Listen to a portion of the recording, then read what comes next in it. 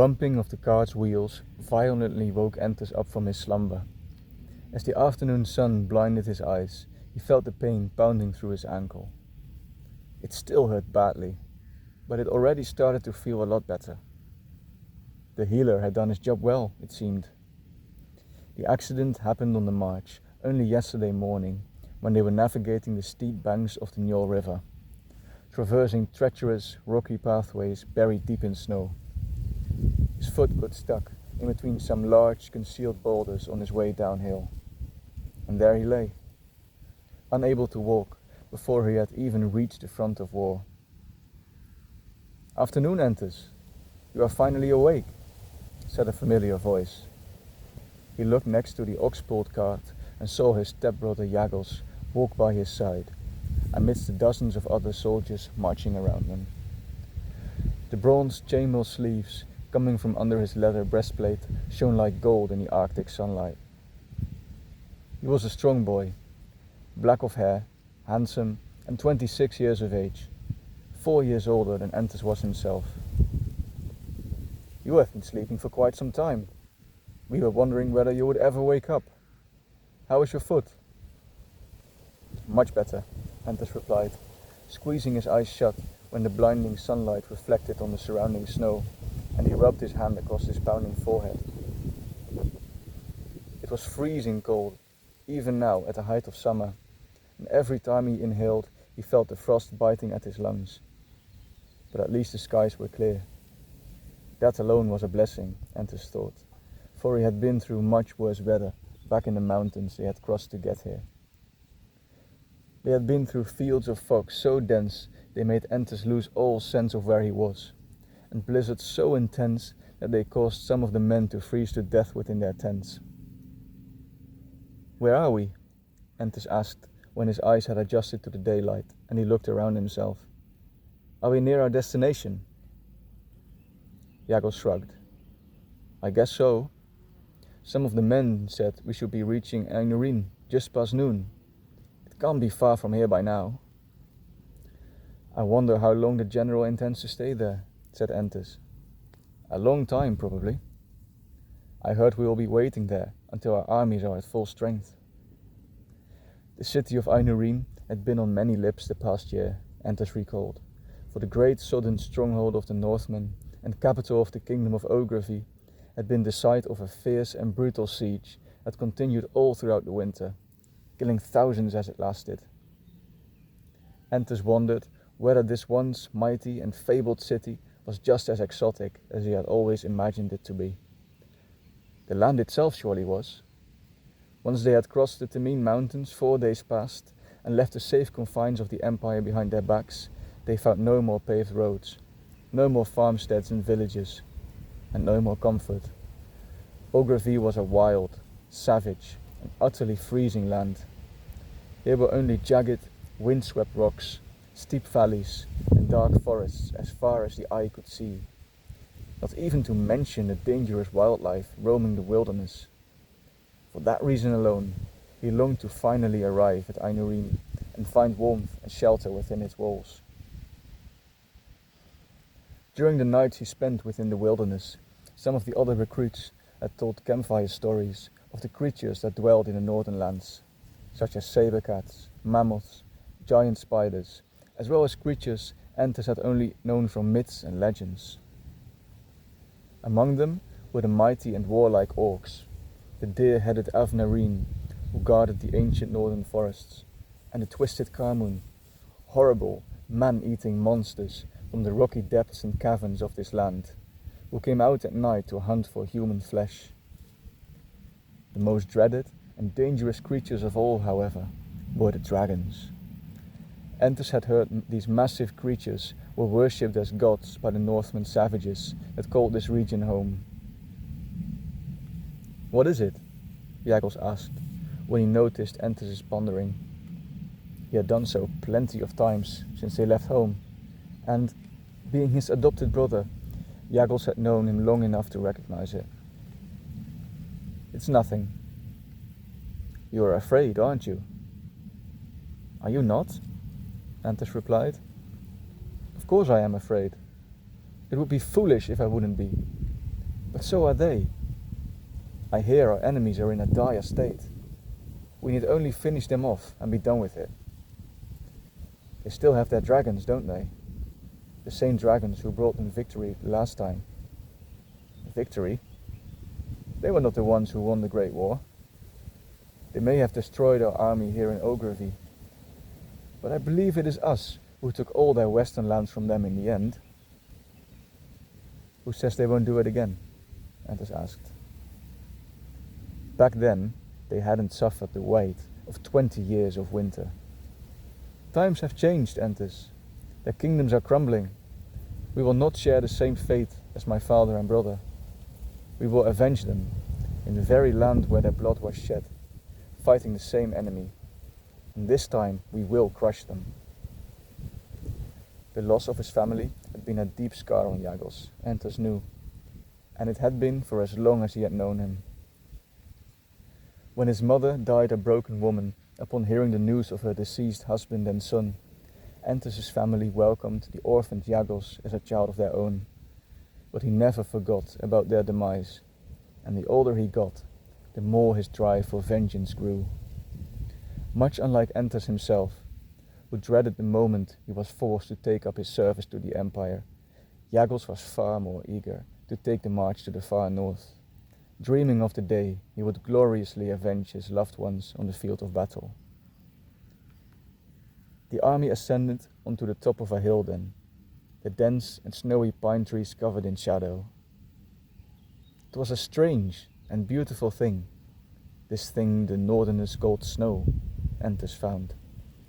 About a month after their departure from the warm and fertile land of Levantia, when they crossed the vast fields, rolling hills, and stretched forest of Cerealia, he witnessed these strange white drops of rain swirling down the heavens as if they were pieces of the clouds themselves. It was highly unusual, he was told then, to ever see snow that far south, let alone in the height of summer. And the further north they came, the thicker the white blanket that covered the land started to become. As the forest path they were marching through opened up, the mighty view of the broad, wild and rocky Eínnûrin valley revealed itself to them. And as they started their descent down the hill, Entas finally caught sight of their destination. Resting on the rough, uneven shores of the river, and dwarfed by the colossal grey mountain range to the north, lay the mighty city of Eínnûrin. There, Jágos, you see it? That must be Eínnûrin, said Entas. Look at how big it is. Finally, it was about time we'd make it, Jágos replied, as Entas adjusted his position in the cart to behold the view that unfolded ahead of him. The city was huge, easily matching the size of the ones in the Empire, with robust, high towers rising above the massive stone walls on both sides of the river. The Eínnûrin was broad, wild and noisy, like the very land through which it flew. It originated from the highlands beyond the steep cliffs Entas witnessed to the west, shielded from his sights by clouds of fog, where the grey and Temine mountains met. It roared into the valley, down icy waterfalls, and through steep and deep gorges, flowing with such force that it had prevented the river from freezing fully. The more they drew closer to Eínnûrin's walls, however, the more Entas began to realize that the city they had come for was only a shadow of what it once was. Many of Eínnûrin's large towers had collapsed, and the walls in between them were breached and shattered to pieces. The many battles fought here against the Empire had visibly brought the city to ruin, and the recent siege had been only its final blow. The ladders and siege towers were still in place around the walls, and between the ruins of what were once prospering farmsteads, as were the trebuchets, which were rising up high like mountains. The land surrounding the city was dotted with countless funeral piles, and just as many plumes of black smoke polluted the sky. This was not the thriving and prosperous city of fabled riches Entas had heard about in his youth. The city was dead, little more than a shell of what it once was. On the ruins of the battlements, the banners of the Aelian Empire waved proudly in the cold Arctic wind, featuring a 12-pointed star of golden thread embroidered on a crimson background.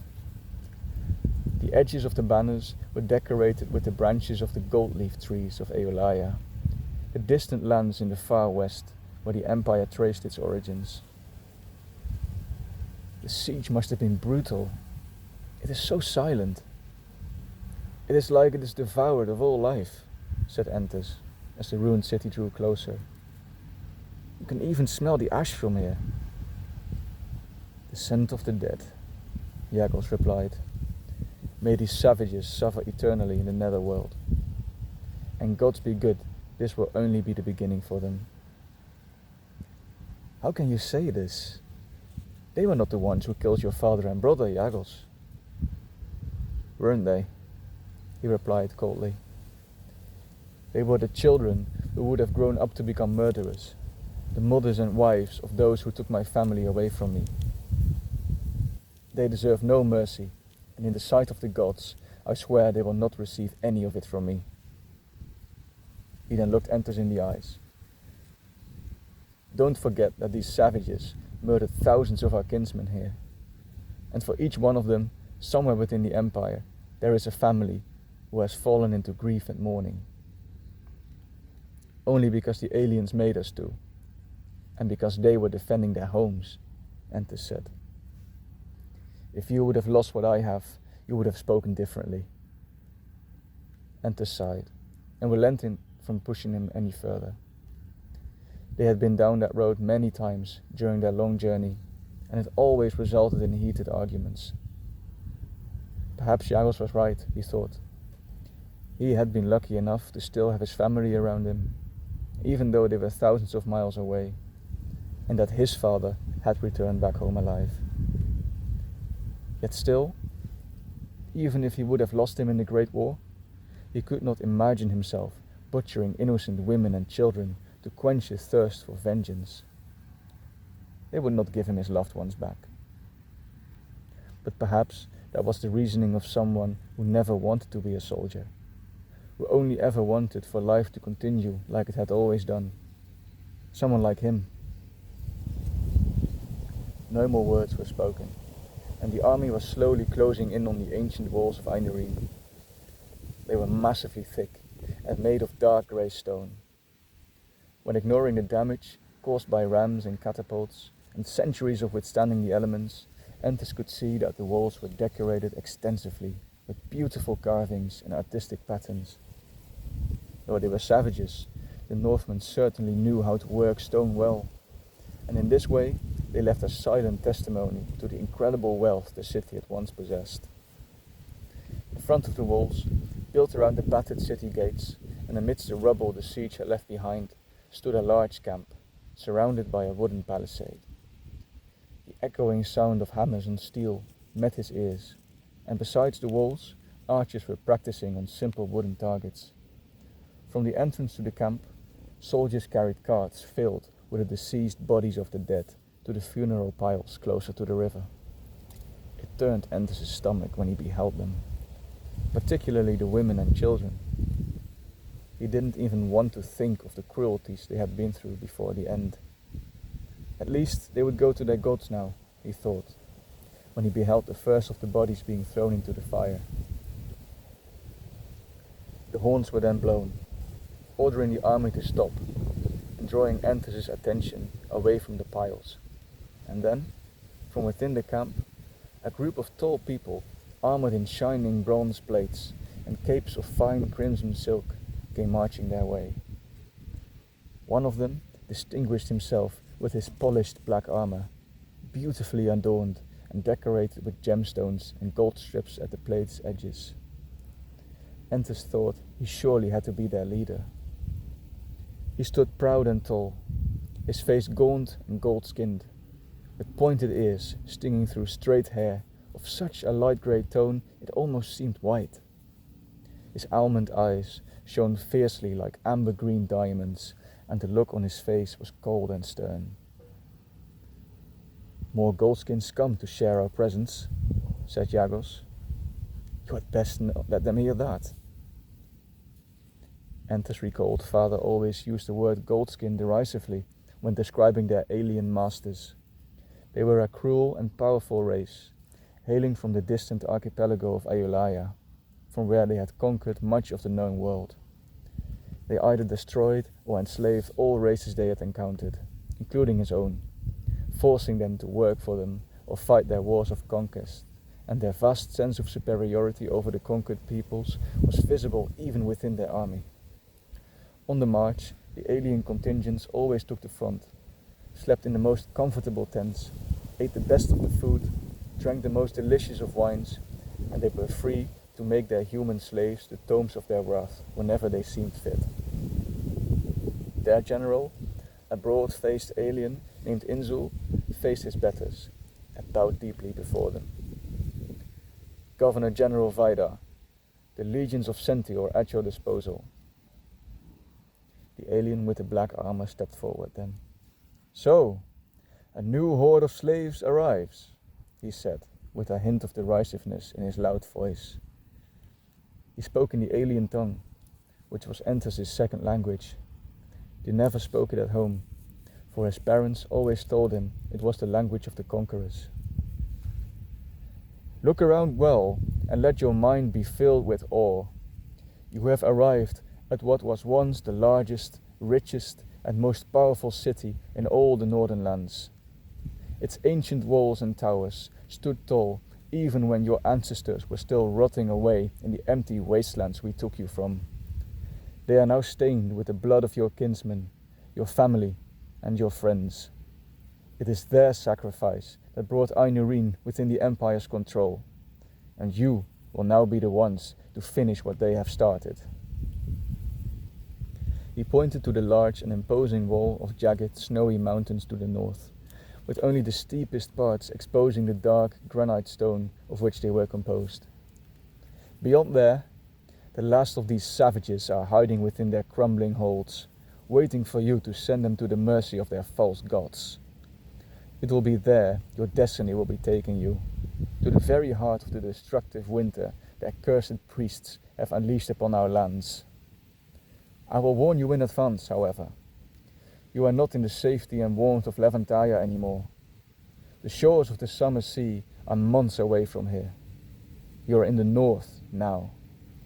There are creatures roaming these lands that elude your worst imaginations, and the cold here is so deadly it has brought down more of our forces than any Northman rabble ever could. Remember well that they are far from the only enemy you will be facing here. He stopped for a moment. Entas noticed everyone in the army listened carefully, and he hoped that he was not the only one to be struck by a feeling of horror and dread by the alien's words. Those who face and conquer these trials, however, the alien continued, will earn rewards beyond at least as impressive. After your service here awaits a life free of the chains of slavery, the right to live out the rest of your days as a free citizen of the Empire, the chance to leave the slums you come from behind and live within the fine sophistication of even the Empire's greatest cities, the chance to work, earn wealth, and become rich beyond imagining. This privilege, however, will only bestow upon a minority of you. To those that uphold the principles of bravery, loyalty, and discipline, as well as those blessed by the 12 divines themselves. The general's expression then turned more stern and threatening as he put a few steps forward. But to those who do not follow these tenets and choose a path of disobedience and desertion, there will be dire consequences. May the gods bear witness to the words I say. You had better be delivered to the mercy of Nice, dying honorably in battle, than to mine when you deny your duties. Entas' stomach turned then. Father had already spoken plenty of times about the cruelty, malice, and unpredictability of their alien masters. He well knew the reputation they had gained throughout the years. The aliens considered their slaves, and thus his kinsmen among them, as little more than vermin, and sometimes they would kill them at will just to assert their authority. The thought then quickly snapped through his mind that, perhaps, there might even be disobedient recruits amongst the bodies of Eínnûrin's citizens on those burning piles. Now, rest up, pray to the 12 divines for their mercy and guidance, and take heed of the words I said, if you want to return home alive. I have said enough, General. Order your recruits to set up camp. He then gave a nod to the general and marched back inside the walls, along with the other high officials, after which the order was given and the men set off to work. Come, best get back on your feet before they will make you, said Jaggles, as he helped Entas get out of the cart and onto his feet. Though he still was a little bit limp, his condition had much improved. As they marched through the palisade gates and into the camp, he felt the eyes of the alien sentries upon him. He tried his best to avoid eye contact and walk as straight and normal as possible, for he knew there was no place for the weak on the front lines of war. Much to his relief, though, the sentries took no further action, and when they entered the camp, they could finally get to work on setting up their tents. Entas was surprised at how empty the camp was. There were tracks of where tents had once been set up, and fireplaces had been prepared. But most of them were gone now. There were some slaves remaining though, and they were ordered to join in and help them set up their tents. The sun had disappeared behind the clouds by then. Where are they, Jaggles? Why is it so empty here? They are gone, said a man of around 40 years of age as he approached them. His weary face was scarred in several places, but beyond his roughness, he had a friendly look about him. Off to face the last Northmen of Ôghraviih at Molagin, near the mouth of the river. Don't get used to the peace and quiet though. They will return, as will countless other armies from across the empire. Good, said Jaggles. The sooner we can head north, the sooner this will be over. There was a certain pride in his voice, as if he hoped the man would be impressed. Eager to fight, aren't you? He said, with a tone in his voice hinting he didn't take Jaggles' words too seriously. Some new recruits are when they just arrive here. I used to admire their bravery before, but I found out most of them usually don't survive for that long. Jaggles kept silent, but Entas saw at the spark of fury within his eyes that he had wounded his pride. Do you need help with your tent, kinsman? Said the man, as he gestured at Entas' foot.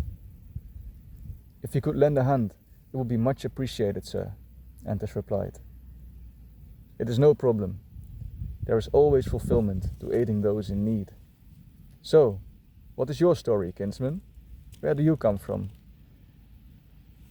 We come from Sentil, sir, in the province of Levantaya, said Entas. Sentil?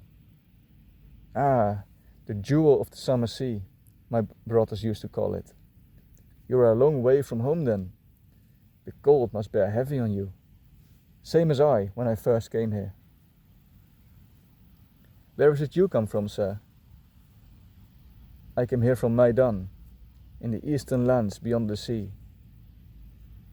Entas lifted his brows when he heard that this man actually came from the ancestral homeland of his parents, before they were brought by the aliens and taken to the province of Levantaya, providing for the empire as fishermen from within their slave village near Sentil. You have seen our homeland, sir? That is incredible. I always long to go back there, to see what it is like. I am no sir, boy. You can call me Olos. I may be older, but I am in no way better or more than any of you. We and all the rest of our kinsmen are all equal brothers in arms here. And your name is? Entas. And this is my brother Jaggles. Have you fought in the Great War, Olos? He asked then. He nodded. Aye. I had hoped this whole conflict between our masters and the Northmen had settled by the time it was finally over.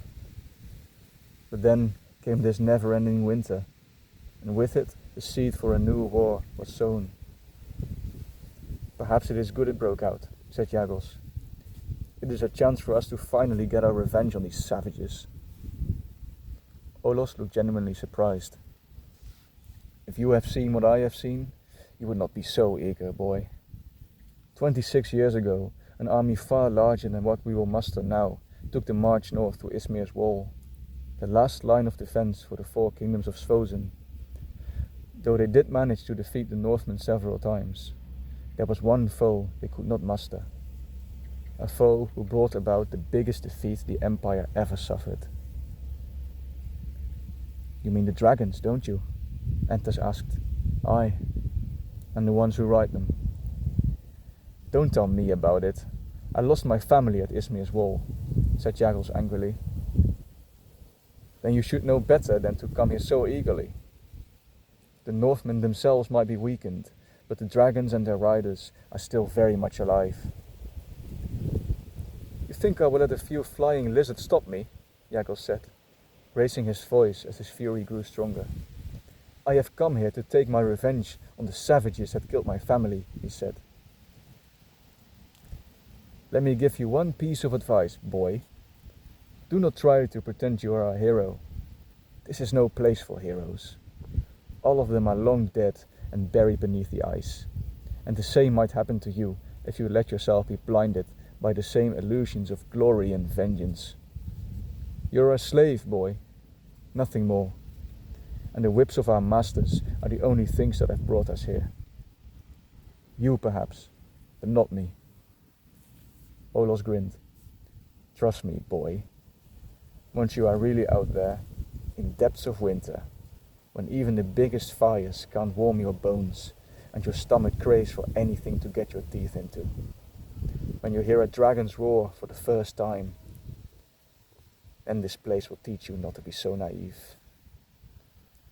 Entas felt tensions rising, noticing Jaggles' hands had turned into fists. He knew he was the kind of person to blow up quickly. I am not naive, he responded loudly, as he let go of the tent and got back up his feet, his voice even attracting the attention of some of the men around him. And even if I am, it's better still than being a coward. Careful now, boy. At least my father and brother died sword in hand, fighting for their freedom, unlike you. You must have fled and surrendered like anyone else that survived the onslaught. It is them who should have still walked the earth by now, and men like you who should have been buried. Olos let go of the tent he was building up, stood up straight, and faced Jaggles directly. In a feeling of intimidation, he attempted to reach for the hilt of his sword, but before he could do so, Olos grabbed him firmly at the throat. Entas hesitated to step in between them before the situation would escalate, but relented eventually. Calling me a coward proves just how naive you are. I could slit your throat right here now, boy, ending all your heroic aspirations. That is how blind you are. Did you really think you would earn glory here at the end of the world? Did you really think that killing men, women and children would avenge your family's death? You have never tasted war the way it really is, boy. Wake up from the dream you're living in. He released his grasp and threw Jaggles down upon the ground, coughing out and visibly shocked at what had just happened. Guard him well, Olos said to Entas. With that attitude of his, he will join his loved ones within the fortnight. He then turned away, and most of the men that had been watching the scene carried out with their work. Jaggles found his feet again, grabbing his sword and looking as if he meant to pursue Olos, but Entas grabbed his shoulder tightly before he could do so. Leave him be, he said. You will regret it if you go after him. The old bastard may say what he wants, but I do not care. I have come here to get my vengeance and make my father proud, he said, biting his teeth in anger. And I swear to the gods I will. He then wrestled himself loose and walked away. Entas decided not to go after him and leave him be. He would return sometime, he thought. Here, I'll help you finish it up, said one of the other recruits, called Elias, whom he had come to know across the way. Don't feel insulted by his words, he said, when he noticed Entas had fallen silent. The old man was right. It is not the heroes who survive war.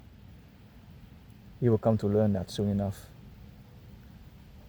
Entas gave him a nod in gratitude, both for his aid and for his work. And once it was done, he spent the ensuing evening waist deep in thought, refusing to join the other recruits by the fire, and retreating to his tent even before the sun had set, and darkness encroached the land. The many days lacking of sleep, the unsettled feeling which this land and the terrible cold had given him, and all the events of the day, caused him to feel deeply overwhelmed and insulted. He knew Jagels didn't direct his words at him, but they struck him greatly, because his father was one of those who fled the field of battle on that day. Did he even realize he wished for the death of the one who had raised, loved, and cared for him like one of his own children? Entas wondered. He knew he probably did not. Jagels had always been rash and impulsive, but his words made him miss his family even more, and panic at the very thought of the horrors that awaited him. He didn't want to go out there. He didn't want to fight.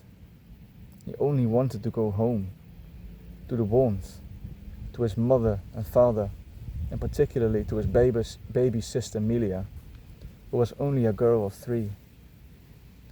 She was just able to pronounce his name by the time he was forced to go. Now, he feared, he would never watch her grow up. Would she forget what he looked like? Would she know when he would die here? Would she even remember that she had a brother?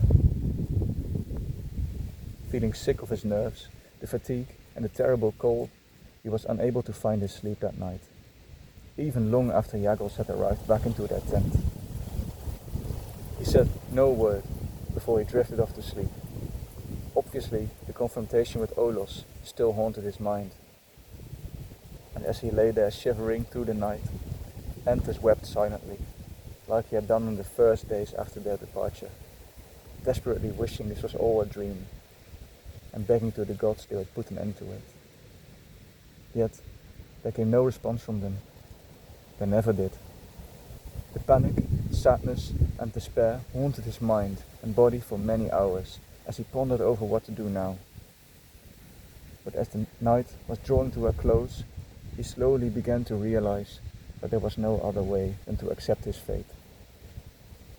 The Governor General's words were clear. Desertion would result in harsh consequences, and even if he would successfully escape the camp and make it back home, they would find him and make him pay for his decisions. There was but one choice, one way to seeing his family again, and that was to serve the Empire like the Aelian general had told him to. He had to, for his family, for Melia.